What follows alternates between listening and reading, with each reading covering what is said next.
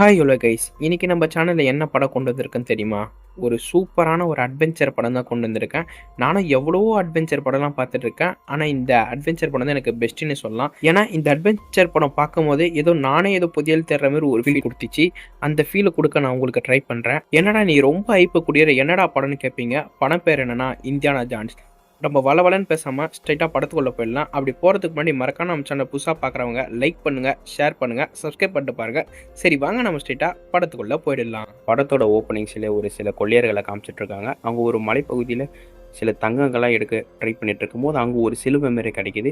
இந்த சிலுவை எடுத்துன்னு வந்து அந்த கேங் லீடர்கிட்ட கொடுக்கும்போது, இதுக்காக தான் நான் இவ்வளோ நாளாக காத்துட்டு இருந்தேன், வேற எதுனா கிடைக்குதா பாருங்க அப்படின்னு சொல்லி அந்த சிலுவை கீழே வச்சுட்டு கேங் லீடர் அந்த சைடு கிளம்பிடுறான். அப்படியே மேலே ஒரு 2 சின்ன பசங்களை காட்டுறாங்க. இவங்க வேற யாரும் இல்லை, நம்ம படத்தோட ஹீரோ இந்தியானா ஜான்ஸ் அவனோட ஃப்ரெண்டு நம்ம ஹீரோ கிட்ட இது என்னன்னு கேட்க நம்ம ஹீரோ இதை பற்றி புட்டு வைக்கிறாரு. இது 1500 வருஷம் பழமையான பொருள், இது மியூசியத்தில் மட்டும் தான் இருக்கணும், இவங்கள மாதிரி திருடன் கூட இருக்கக்கூடாது, முதல்ல நான் சொல்கிறபடி போய் நீ கேளு, முதல்ல போய் செரீஃபை பாரு, இதை பற்றி நீ சொல்லு, நான் எப்படியாவது இங்கேருந்து எடுத்துகிட்டு வரேன்னு சொல்ல நம்மளோட ஃப்ரெண்டும் அங்கேருந்து கிளம்புறாரு. நம்ம ஹீரோவும் எப்படியோ கீழே இறங்கி அது எடுத்துகிட்டு கிளம்பலான்னு பார்க்கும்போது கரெக்டாக அவங்க கிட்ட மாட்டிக்கிறாரு. அங்கேருந்து தப்பிச்சு நம்ம ஹீரோ எப்படியோ அவர் வீட்டாண்ட வந்து அப்பா அப்பா நான் என்ன கொண்டு வந்துருக்கேன் பார்த்தியா அப்படின்னு கேட்க நம்ம ஹீரோ சொல்கிறது கொஞ்சம் கூட அவர் மதிக்கவே மாட்டார். அவர் பார்த்து ஏதோ ஒரு டிராயிங் பண்ணிட்டு இருக்காரு. இவரும் நம்ம ஹீரோ மாரி அட்வென்ச்சரை விரும்புகிற ஆள் தான் இவரும்.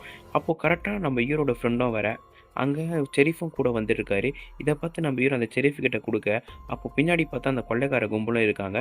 இதை பார்த்து நம்ம ஹீரோக்கு புரியுது இது செரீஃபும் அவங்க ஆளுதான்னு. அந்த சிலுவை எடுத்துகிட்டு போய் வெளியே ஒரு பணக்கார மாதிரி தெரியறான். அவங்க கிட்ட கொடுக்குறாங்க. அவன் அப்படியே காரில் எடுத்து போட்டு கிளம்பிட்டே இருக்கான். இதை பார்த்து நம்ம ஹீரோ ரொம்பவே கஷ்டப்படுறாரு. அங்கே கொள்ளையடிக்கிற ஒரு ஆள் வந்து இப்போ வேணா நீ தோத்துருக்கலாம், ஆனால் லைஃப்பில் கண்டிப்பாக நீ தோக்க மாட்டேன் அப்படின்னு சொல்லிட்டு கிளம்புறாங்க. இருந்து அப்படியே ப்ரெசன்ட் டைம் காட்டுறாங்க. நம்ம ஹீரோவை சில பேர் பிடிச்சி வச்சிருக்காங்க. அங்கே பார்த்தா அந்த பணக்காரனும் இருக்கான். இன்னமும் இந்த சிலுவைக்காக எங்கள் பின்னாடி தான் சுற்றிட்டு இருப்பேன் 35 வருஷமா அப்படின்னு சொல்ல நம்ம ஹீரோ உங்ககிட்ட இருக்க அந்த சிலுவையை கொடுத்துருங்க, நீங்கள் கொடுக்காத வரைக்கும் உங்கள் பின்னாடி தான் சுற்றிட்டு இருப்பேன் அப்படின்னு சொல்ல அந்த பணக்காரன் இவனை சாவடிக்கலான்னு சொல்ல அந்த சிலுவையும் அவங்க பணக்காரன் கிட்ட தான் இருக்கும். அவங்ககிட்ட இருந்து நம்ம ஹீரோ அந்த சிலுவையை எடுத்து இங்கேருந்து தப்பிச்சிருவான். அங்கே பார்த்தா அந்த படகும் தண்ணியில் முழுகுது. அப்படியே ஒரு நாள் காட்டுறாங்க. நம்ம ஹீரோ ஒரு ப்ரொஃபஸரு. ஃபஸ்ட்டு பார்ட் பார்த்தவங்களுக்கு தெரிஞ்சிருக்கும் அவர் ப்ரொஃபஸர்னு. அவங்க பசங்களுக்கும் கிளாஸ் நிறுத்திட்டு கிளம்பிடுவாங்க. அப்போது ஒருத்தர் நம்ம ஹீரோ சந்திக்க வராங்க. இவர் வேறு யாரும் இல்லை, நம்ம ஹீரோவோட ஃப்ரெண்டு தான். இவர் வந்து நம்ம ஹீரோ எடுத்த சிலுவையை இவன் கிட்ட கொடுப்பாரு. முதல்ல எடுத்துகிட்டு போய் மியூசியமில் எடுத்து வையின்னு நம்ம ஹீரோட ஃப்ரெண்டும் கிளம்புவார். அப்படி நம்ம ஹீரோ ஒரு ரூமுக்கு வரும்போது அங்கே ஒரு பார்சல் இருக்கும். இது என்ன பார்சல் பிரித்து பார்க்கும்போது நம்ம ஹீரோவை யாரோ கூப்பிட்றாங்க. நம்ம ஹீரோ வெளியே வந்து பார்த்தா யாருமே இல்லை. அடுத்து நம்ம ஹீரோ வெளியே போகும்போது நம்ம ஹீரோ பின்னாடி ஒரு கார் ஃபாலோ பண்ணிட்டு வருது. அங்கேருந்து ஒரு 4 பேர் இறங்கி நம்ம ஹீரோ கிட்ட வந்து ஒருத்தவங்களை பார்க்கணுன்னு நம்ம ஹீரோவை கூட்டிகிட்டும் போகிறாங்க. ஆனால் நம்ம ஹீரோ ஒரு ரூம்குள்ளே இருப்பார். சுற்றி முற்றி பார்த்துட்டு இருக்கும்போது அங்கே ஒருத்தன் உள்ள என்ட்ரி கொடுக்குறான். இவன் வேற யாரும் இல்லை, நம்ம ஹீரோ மாரி பல அட்வென்ச்சர்லாம் பிடிச்சாலே இவன் பேர் வால்டர். அந்த வால்டர் என்ன பண்ணுறான்னா நம்ம ஹீரோவை கூட்டிகிட்டு போய் ஒரு கல்லை காட்டுறான். அந்த கல் பார்த்தா பாதி தான் இருக்குது, இன்னும் கொஞ்சம் பாதியை காணும். இதை பார்த்து நம்ம ஹீரோ இது 12ஆம் நூற்றாண்டில் உருவாக்கப்பட்ட கல் தான்னு கேட்க அந்த வால்டர் பையன் ஆமான்னு சொல்லுவான். அந்த வால்டர் பையன் என்ன சொல்கிறான்னா இதில் ஒரு விஷயம் மறைஞ்சிருக்கு, அது நீங்கள் தான் கண்டுபிடிச்சாகணும் நம்ம ஹீரோ கிட்ட கேட்க நம்ம ஹீரோ இதில் என்ன விஷயம்னு கேட்கும் போது தான் அந்த வால்டர் பையன் சொல்கிறான், இந்த விஷயத்தெல்லாம் கண்டுபிடிச்சா ஒரு கப்பு கிடைக்குமா, அது ஜீசஸ் காலத்தில் உருவாக்கப்பட்ட கப்பு, ஜீசஸ் ஒரு பெரிய விருந்து ஒன்று வச்சிருப்பாரு, அப்போ யூஸ் பண்ண கப்பு தான் அது, அதேமாரி நம்ம ஜீசஸை சாவடிக்கும் போது அவளோட ரத்தமும் அதில் பட்டிருக்கும், அந்த கப்பில் யார் தண்ணி குடிக்கிறாங்களோ அவங்க சாகாவரம் பெறலாம் அப்படின்னு இந்த வால்டர் பையன் முடிக்கிறான். அதுக்கு நம்ம ஹீரோ என்ன சொல்கிறேன்னா நீங்கள் தேடி வந்த ஆள் நான் இல்லை, அது எங்கள் அப்பா அப்படின்னு சொல்ல அதுக்கு அந்த வால்டர் பையன் ஃபஸ்ட்டு உங்கள் அப்பா தான் இந்த வேலையை பார்த்துட்டு இருந்தார், ஆனால் இப்போ எங்கே போனாருன்னு தெரியல, அதனால தான்ப்பா உன்னை கூப்பிட்டேன் அப்படின்னு சொல்ல நம்ம ஹீரோக்கு எங்கள் அப்பாவை காணுமா அப்படின்னு அவங்க அப்பா வீட்டுக்கு ஓடி போயிருத்தா அங்கே அப்பாவே காணும், அந்த வீடுலாம் கடைஞ்சு போயிருக்கு. அப்போ தான் நம்ம ஹீரோக்கு ஒரு ஞாபகம் வருது, அவர் காலேஜில் இருக்கும்போது ஒரு பார்சல் வந்துருக்கும்.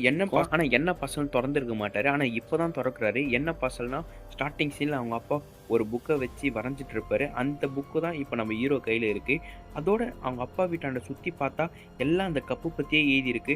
அப்போ தான் புரியுது நம்ம அப்பாவே இந்த கப்புக்காக தான் பல வருஷமாக தேடி இருந்திருக்காருன்னு. அடுத்தது நம்ம ஹீரோ கப்புக்காகவும் இல்லைனாவும் அவங்க அப்பாவை தேடுறதுக்காக நம்ம ஹீரோ கிளம்ப ஸ்டார்ட் பண்ணுறாரு. இனிமேல் தான் அட்வென்ச்சர் தாறுமாறாக சூடு பிடிக்க ஆரம்பிக்கும். கடைசியாக நம்ம ஹீரோட அப்பா எங்கே இருந்தாருன்னு வால்டர் கிட்ட இருந்து தெரிஞ்சுப்பாரு. அந்த இடத்துல நம்ம ஹீரோவும் போகிறாரு. அங்கே பார்த்தா ஒரு பொண்ணு அறிமுகமாறா. இவ வேற யாரும் இல்லை, இவ பேர் எலிசா. நம்ம ஹீரோவோட அப்பாவோட அசிஸ்டண்ட்டாக இருந்திருப்பா. நம்ம ஹீரோ வந்து அவகிட்ட போய் எங்கள் அப்பா கடைசியாக இருந்த இடம் உனக்கு எங்கன்னு தெரியுமான்னு கேட்க அந்த அந்த எலிசாவும் ஒரு லைப்ரரிக்கு கூட்டிகிட்டு போவான். ஆனால் அது பார்த்தா லைப்ரரி மாரி தெரியாது, ஒரு சர்ச் மாரி இருக்கும். அங்கே பார்த்தா ஒரு விண்டோவை பார்த்து நம்ம ஹீரோ பயங்கரமாக ஷாக் ஆகுறாரு. அவங்க அப்பாவை கொடுத்துருந்த அந்த புக்லேயும் பார்த்தா அந்த மாதிரி ஒரு விண்டோ இருக்குது. அப்போ தான் நம்ம ஹீரோக்கு புரியுது இங்கே ஏதோ ஒரு க்ளூ இருக்குன்னு.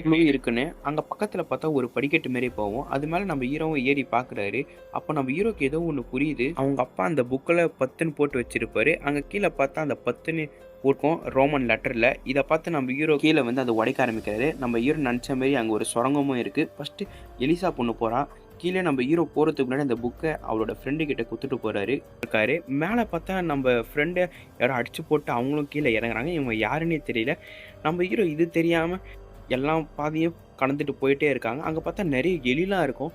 அதெல்லாம் கடந்து போயிட்டு இருப்பாரு. ஒரு கட்டத்தில் நம்ம ஹீரோ ஒரு இடத்துல வழிக்கு வீழ்ந்துருவாரு. தண்ணின்னு பார்ப்பாரு. அதுக்கு தான் தெரியுது அது தண்ணி இலைரோல்னு. நம்ம ஹீரோவும் எல்லாம் பாதையும் கடந்து போயிட்டு இருக்காரு. நான் உங்களுக்கு சொல்ல மறந்துட்டேன் ஒரு விஷயத்த. அது என்ன விஷயம்னா, அந்த கப்பு கடைசியாக ஜோசப் என்கிட்ட தான் வந்து சேர்ந்துருக்கும்.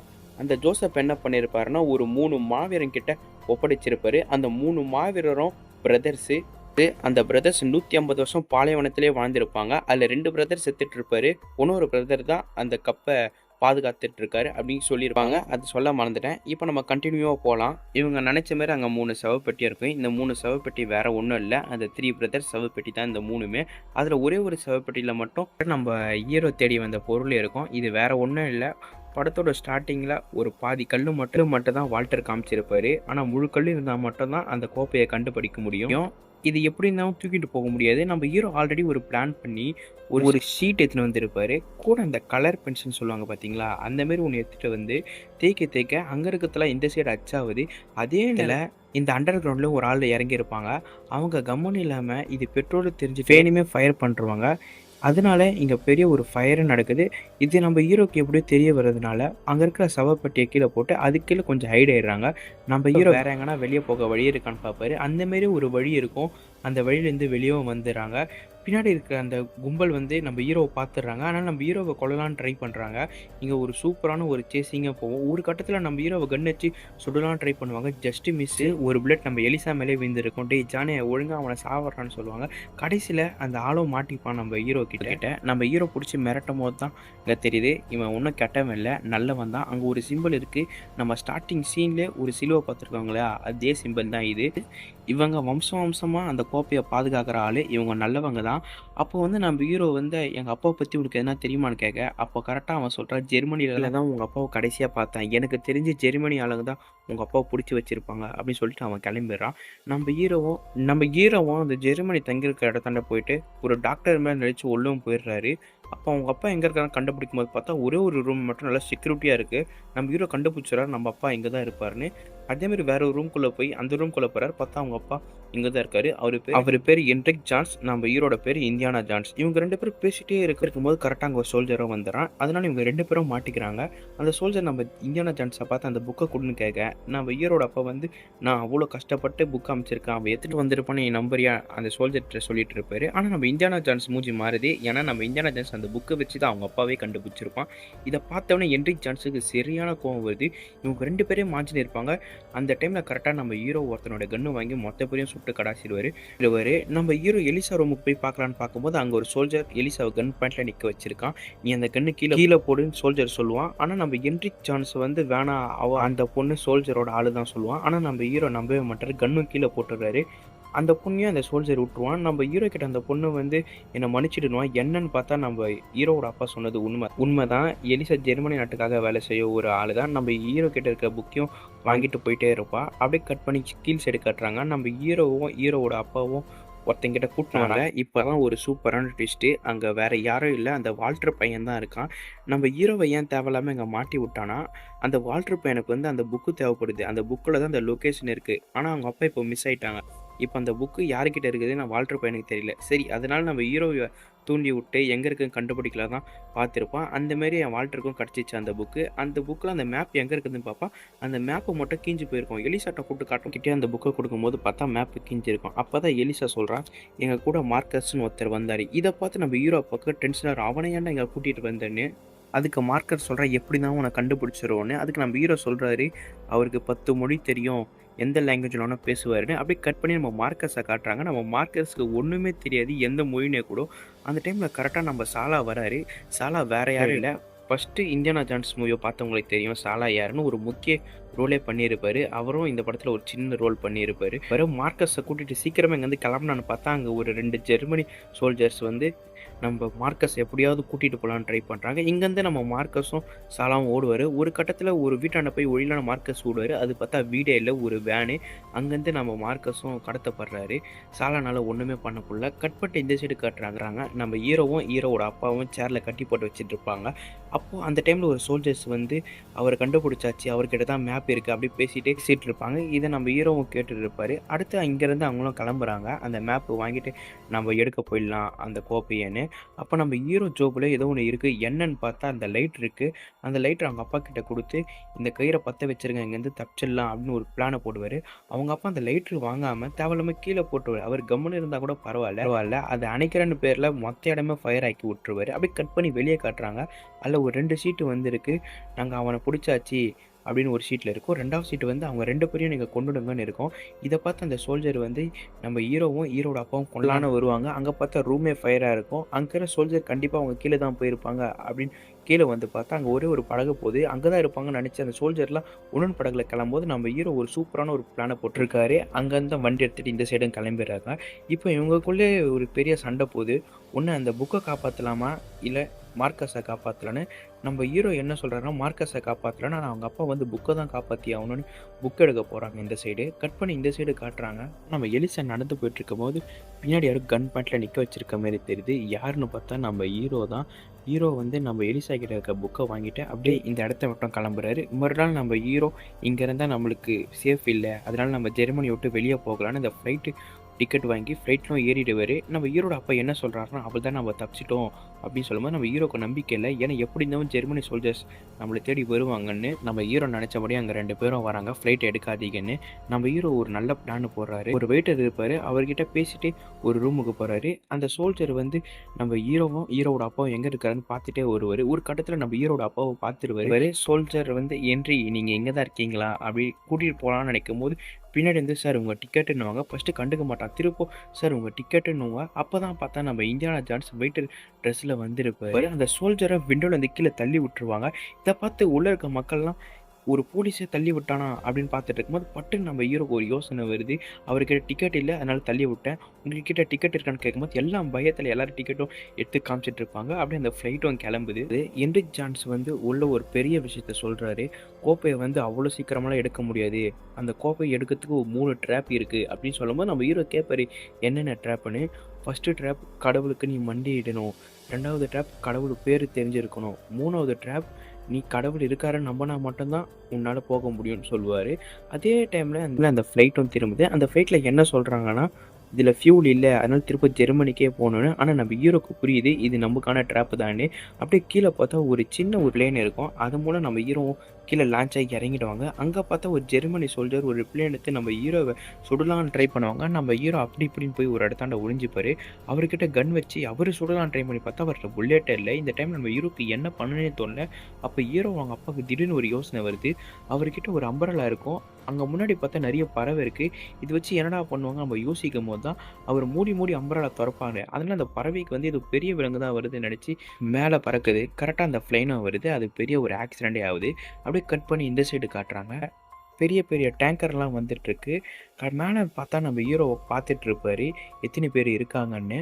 அதே டைமில் நம்மளோட ஹீரோட ஃப்ரெண்டு மார்க்கஸும் அந்த டேங்க்குள்ளே தான் இருப்பார்.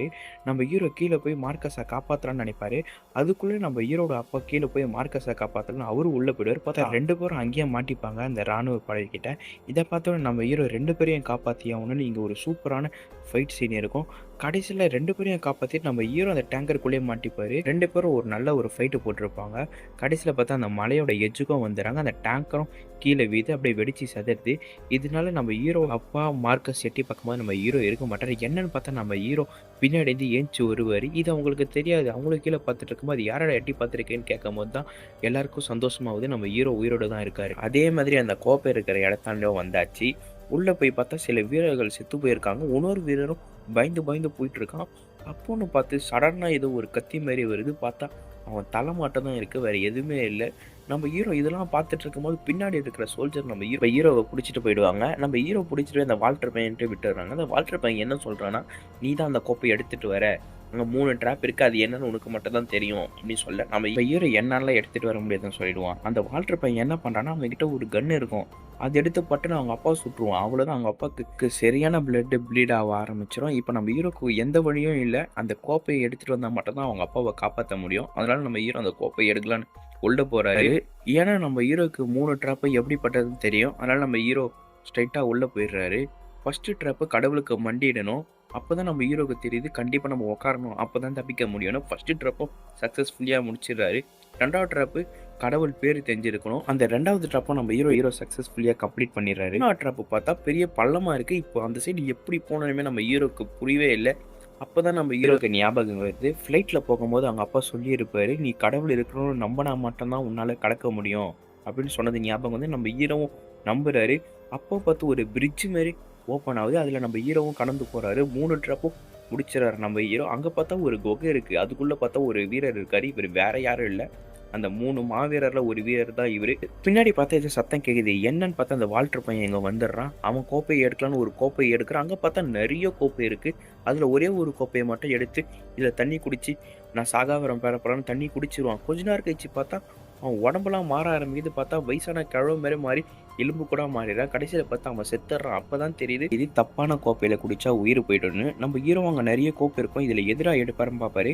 அப்ப நம்ம ஹீரோவுக்கு ஒரு யோசனை வருது. 1500 வருஷம் பழமையான கோப்பை தான். அப்புறம் தங்கம்லாம் இருக்காது. எல்லாமே தங்கத்துல இருக்கும். ஒரே ஒரு கோப்பை மட்டும் மரக்கட்டையால இருக்கும். அந்த கோப்பைய எடுத்து நம்ம ஹீரோ தண்ணி குடிச்சு பார்ப்பாரு. அவருக்கு எதுவுமே ஆவாது. அதனால அந்த கோப்பையும் எடுத்து அவங்க அப்பாவுக்கும் குடுப்பாரு. அவங்க அப்பாவும் தண்ணி குடிப்பாரு. அடுத்து சுட்ட எடுத்து தடுத்துவாரு. அந்த காயமும் மறைஞ்சு போயிடுது. அப்ப அந்த கோப்பைய கீழ வச்சுட்டு இருப்பாங்க. அப்பன்னு பார்த்தா அந்த எலிசா எனக்கு இந்த கோப்பை கிடைச்சிச்சு நான் போக போறேன்னு ரொம்ப பின்னாடி போவா. அப்பன்னு பார்த்தா அந்த இடமே நல்லா விரிசல் ஆகுது. ஏன்னா அந்த கோப்பைய யாராலயும் வெளிய கொண்டு போக முடியாது. அந்த மாரி தான் செட் பண்ணி வச்சிருப்பாங்க. கடைசியில அந்த கோப்பை ஒரு இடத்துல கீழ விழுந்துரும். நம்ம எலிசாவும் கீழ விழுற நிலைமையில நம்ம ஹீரோ காப்பாத்துவாரு. ஆனா அந்த பொண்ணு கோப்பைக்கு ஆசைப்பட்டு உயிர விட்டுருவா. கடைசியில நம்ம ஹீரோவும் கீழ விழுந்துருவாராம். அப்ப கரெக்ட்டா நம்ம ஹீரோட அப்பா காப்பாத்துவாரு. நம்ம ஹீரோவும் அந்த கோப்பைய எடுக்கலான்னு ட்ரை பண்றாரு. ஆனா அவங்க அப்பா சொல்றாரு, "என் உயிருக்காக தானே போனேன். அந்த கோப்பை இங்கே இருக்கட்டும். நீ வான்னு" நம்ம ஹீரோவும் கூட்டிட்டு போயிடுவாரு. போகும்போது அவன் மாவீரன் பாய் காட்டுவான். நம்ம ஹீரோவும் பாய் காமிச்சுட்டு அப்படியே வெளிய வராங்க. இந்த இடமே நொறுங்க ஆரம்பிக்குது. இவங்க 4 பேரு வெளிய நிண்டு பார்த்துட்டு இருக்காங்க. அந்த என்ட்ரி என்ன பண்றான்னா, நம்ம ஹீரோ கிட்ட போய் தேங்க்ஸ் ஜூனியர்ன்னு சொல்லுவான். அதனால நம்ம ஹீரோ ரொம்பவே டென்ஷன் ஆவாரு. என்னை ஜூனியர் மட்டும் கூப்பிடாதீங்கன்னு. அப்ப சாலா கேட்பான், "ஏன் அவன ஜூனியர் கூப்பிடுறீங்கன்னு?" சாலா கேட்பாரு. அப்பதான் என்ட்ரி சொல்றாரு. அவன் பேரு இந்தியானா ஜான்ஸ் இல்ல, ஜூனியர் ஜான்ஸ். நம்ம ஹீரோ தான் இந்தியானா ஜான்ஸ்ன்னு மாத்திருப்பாரு. இத பார்த்து சாலா ரொம்பவே சிரிக்காரு. அப்போ உங்க பேரு இந்தியானா ஜான்ஸ் இல்லையா, ஜூனியர் ஜான்ஸான்னு. அப்படியே இந்த இடத்த விட்டும் கிளம்புறாங்க. அப்படியே இந்த படத்தையும் முடிக்கிறாங்க. அந்த படம் எப்படி இருந்துச்சுன்னு மறக்காம கமெண்ட் பண்ணுங்க. இந்தியானா ஜான்ஸ் 4 வேணும்னு சொல்லுங்க. கண்டிப்பா நான் வீடியோ போடுறேன். ஓகே கைஸ், எப்படி இருந்துச்சு படம்? புதுசா பார்க்குறவங்க மறக்காம நம்ம சேனலை லைக் பண்ணி, ஷேர் பண்ணி, சப்ஸ்கிரைப் பண்ணிட்டு பாருங்க. நெக்ஸ்ட் ஒரு படத்துல சந்திப்போம். பாய்.